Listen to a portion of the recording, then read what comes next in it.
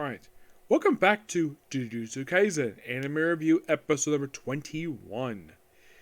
We are here reviewing the 40 episode series Thunderclap, which have from chapters 113 to 116.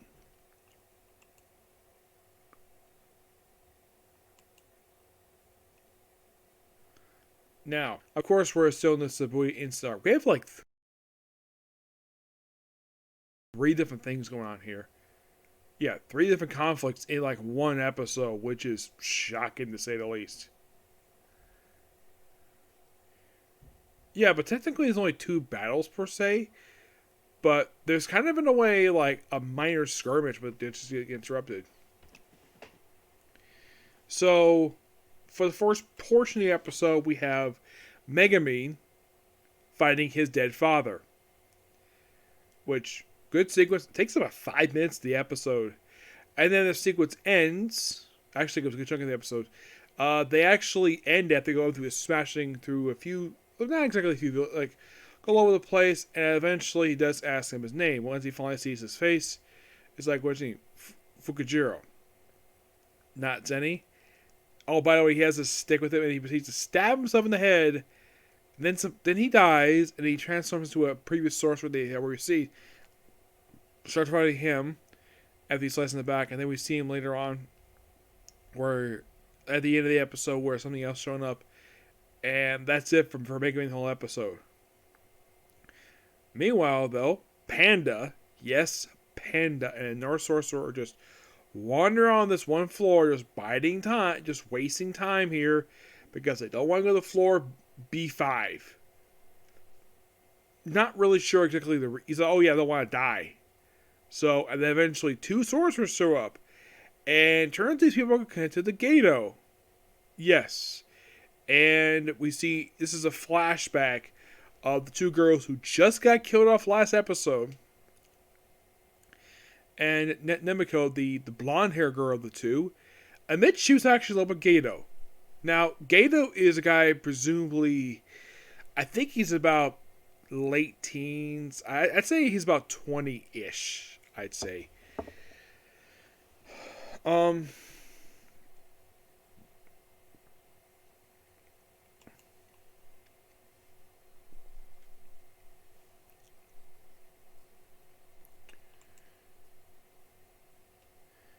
He was 27. He was born. He was 20. He was 27, and Nanako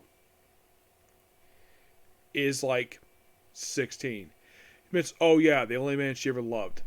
Yeah, and we kind of see this bit of power, and the person with them calms him down. Princess Armor, of course, they want to get revenge against the fake Goto and get rid of the body. Now, here's the thing. Okay, she's up with a guy who's like 11 years older than she is. Now, if this is consensual, fine. It just like, I'm sure he probably realized though that, yeah, he probably suspected one of the girls may have things for him, but he probably chose not to basically make a move on them. Probably because basically they're like 11 years younger than he is. And from a U.S. perspective, he can't do anything because legally he can't. Because if he does, he'd be charged with statutory rape. That's the charge in the U.S. I'm not sure what the age of consent is over in Japan, but I'm not really sure what it is. So, yeah. So, and of course, they get killed off last episode because they got killed by the King of Curse and Sukuna. And basically, and then as while they're fighting, meanwhile, though, there's a bunch of explosions going off. Like, what's up with that? And he's about to move, and of course the guy who's like a detective who's with a sword, and then all of a sudden, boom, boom, what's going on? Oh, it's Sukuna fighting Jogo, which proceeds to destroy like about part of the Shibuya district. Like, it collapses like 2 blocks and destroys like 5 other buildings. Like, he even just has 2 buildings smash into the guy in order to beat him. Like, he tries everything he could. And of course, he wants to use domain because I know I will lose to you. So he just basically does it anyways.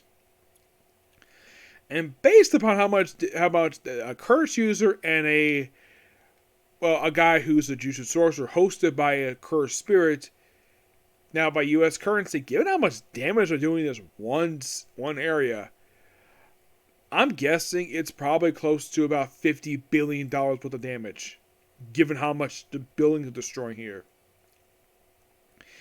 And eventually, sadly, Sukuna wins by burning Jogo. And then by the end of the scene, he's reunited with no friend of his, Uraume. Yes. No definite gender, despite being voiced by a female voice actress, Erica Mendez. Yep, Erica Mendez. You're like, who's that? Voice actor. She's the voice of Sailor Uranus from Sailor Moon. She is also Gon from the 2011 Hunter x Hunter series. She is Dinky Kaminari from Boruto.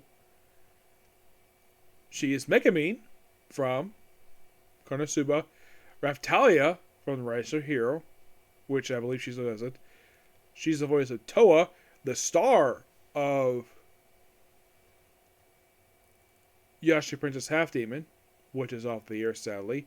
Good show, by the way. And of course, she's in Demon Slayer as Manako, probably a one-shot character. Ho Ashura, I think like the main villain of the Shaman King series. Oh yeah, she's also Melissa Shield from My Hero Academia. Yeah, she's Deanne from Seven Deadly Sins. Like, wow, that's all really good characters from good anime that I previously reviewed. Yes. So that's 1, 2, 3. Oh yeah, she also voiced Puck and Petra from ReZero. Oh yeah, she also young Pona from JoJo's Bizarre Adventure of Stone Ocean. So overall, I've seen her in now 1, 2, 3, 4, 5, 6, 7, 8, 9.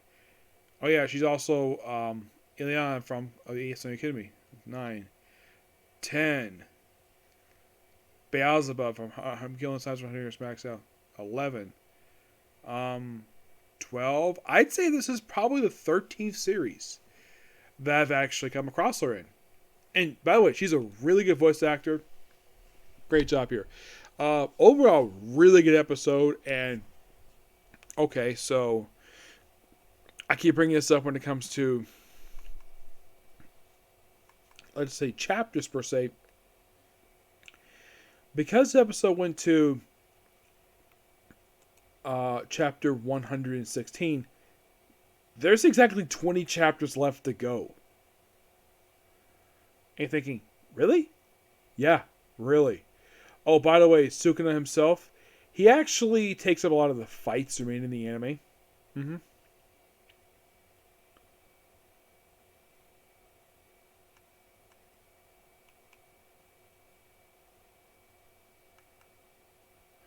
Yeah, basically, for fights wise, there's like 1, 2, 3, about 4 more 4 more battles left to go in this arc.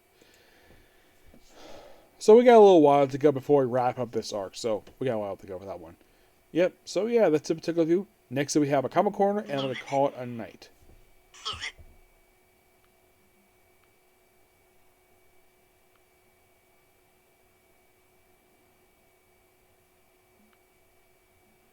Alright, so, see you next video. Bye.